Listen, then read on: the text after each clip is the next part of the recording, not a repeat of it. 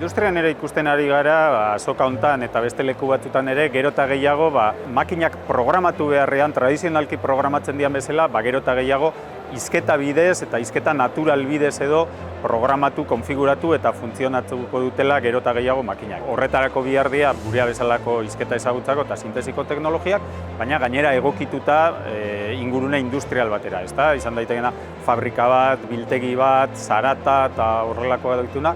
Eta justo hori da eskaini dezakeguna, ezta? Hizketa bidezko interakzioa, euskeraz eta beste hizkuntza askotan, pertsonalizatua eta ingurune industrial zaratatsuetara ere egokituta. Robot honetan integratu duguena da, hizketaren ezagutza alde batetik, hau da, hitz egiten zaionian berak jakiteko zer esan diogun, eta bestetik hizketaren sorkuntza. Berak eman behar ditun erantzunak ere hizketa bidez emateko. Eta gero bigarren pieza hartu eta bigarren posiziora eramatea, eta gero eskerreko besoarekin agurtu 10 segunduz. Eskerrik asko.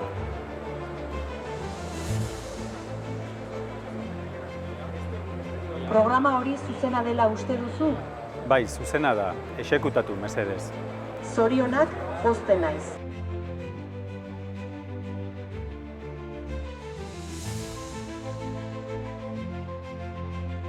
Azkenean guk ikusten duguna gaur egun da lortu behar dugula alanolako interakzio natural bat pertsona eta roboten artean.